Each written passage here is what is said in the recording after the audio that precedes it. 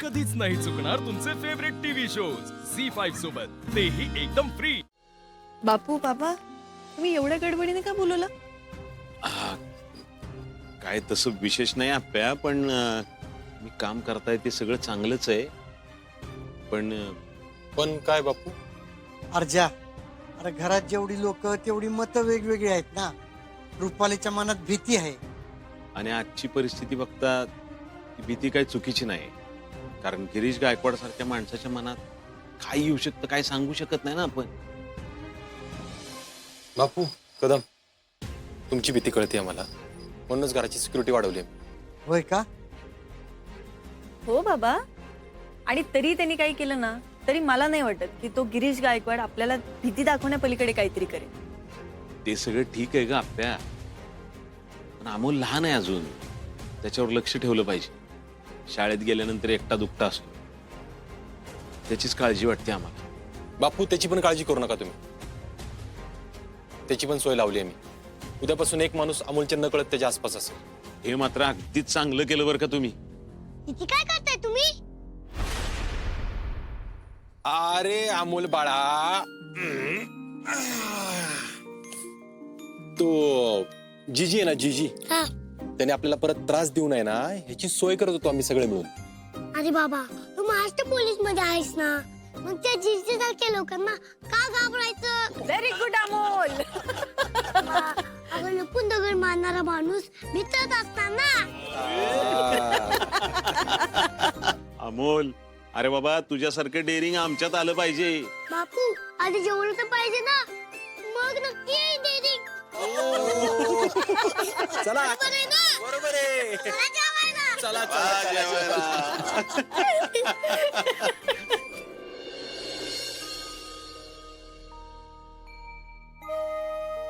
रुपाली ताई, अहो रुपाली ताई, काय करताय तुम्ही हे?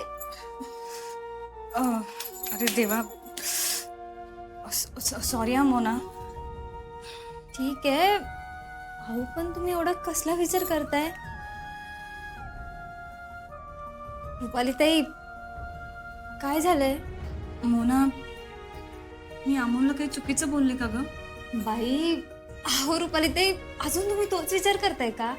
अगं तसं नाही, एकतर ना कालपासून अमोल माझ्याशी बोलत नाहीये, आणि मगाशी मी पटकन त्याला बोलून गेले की तुला काही कळत नाही. रुपाली ताई, अहो तुमची काळजी योग्य आहे, आणि लहान मुलांच्या बाबतीत ना सगळं त्यांच्या कलाने घ्यावं लागतं. म्हणजे त्यांच्या बाजूने विचार केला ना की सगळं नीट होतं. म्हणजे कधी कधी ना आपल्या मतांपेक्षा त्यांच्या हट्टांचा जास्त विचार करायचा रुपाली ताई. हा, तू म्हणतेस ते बरोबर आहे मोना.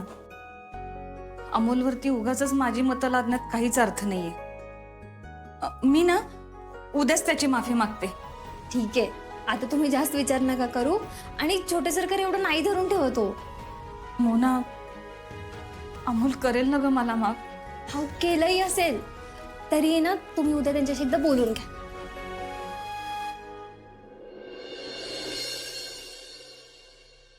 हा यशा, अरे ते भैरोबाच्या देवळामोर नाही का शेतकरी कृषी सेवा केंद्र, हा तिथं मिळेल. तू जा तरी, मी सांगतो ना मिळेल. काय कदम, शेतीची तयारी जोरात चालली की? हा, अरे जरा शेणखत टाकून घेतो. अरे जा, या वर्षी ना भाज्याच लावतो, म्हणजे बाहेरनं भाज्या आणायलाच नको बघ. वा वा दाजीबा, आता सगळ्या भाज्या घरच्या बरं का? अरे दिप्या, घरच्या भाज्यांमध्ये जी चव आहे ना, बाहेरच्या भाज्यांमध्ये मजा नाही रे.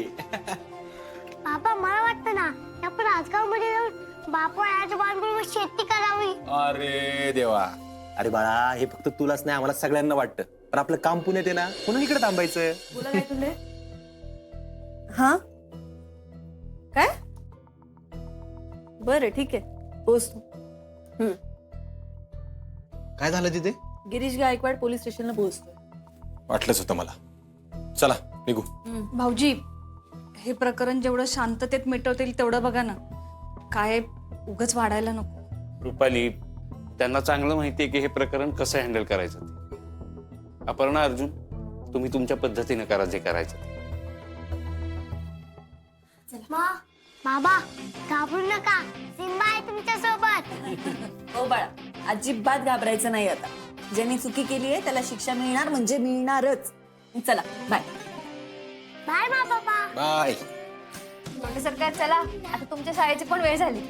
हा मी अमोललाच मी सोडायला जाते, चालेल ना बाळा? चालेल मोठी मा. मुला डबा ना त्याचा. हो. निघूया आपण. हो येतो. बाय. बाय.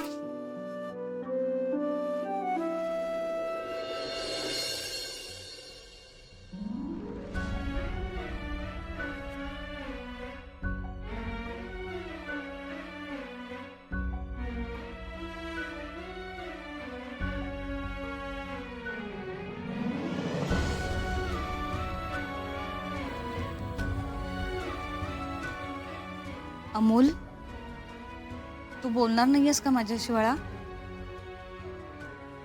अगं असं का बोलतेस तू मोठी मा? बाळा, काल मी जे काय बोलले ना त्यासाठी खरंच सॉरी. अगं ते तू काळजीने बोललीस मोठी मा, मग त्यासाठी सॉरी कशाला? हो, तू बोलत का नाही माझ्याशी? अगं बोलतोय की मी मोठी मा. पण मला काल एक गोष्टीचं वाईट वाटलं होतं. कुठल्या? मोठी मा, तुझं माझ्यावर खूप प्रेम आहे, पण त्यामुळे जर मला काहीच करता येत नसेल तर मग तुला ते आवडेल का? नाही आवडलं. मग मी त्या मुलांना समजवलेलं असताना तू का गेलीस परत त्यांना समजायला? बाळा, माझं खरंच चुकलं. मी नाही आता असं परत काही करणार, पण त्यासाठी तू माझ्यावर नाराज नको ना होऊ. मोठी मा, अगं तू माझी काळजी घेतेस म्हणून तू आता परत असं मला सॉरी नाही म्हणायचंस. तुम्ही तुझाच मुलगा आहे ना, मी काही चुकलं तर लगेच अर्धत सांगा. अमोल बाळा, थँक्यू. बरं चला आता आपण स्कूलला जाऊया. हो जाऊया, पण आधी लेस तर बांधूयात. हो.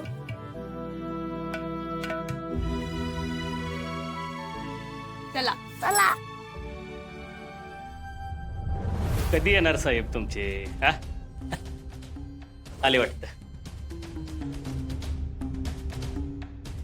काय राव साहेब, सरकारी कर्मचाऱ्यांनी वेळेत पोहोचलं पाहिजे का नाही? 10:50 10 मिनिटं लवकर आहे मी. बोला, आज काय काम काढलं? नेहमीप्रमाणे मुद्द्याचं काय सोडत नाही तुम्ही. आता तुम्ही पण पटकन मुद्द्याचंच बोला. बोलतो, मुद्द्याचंच बोलतो.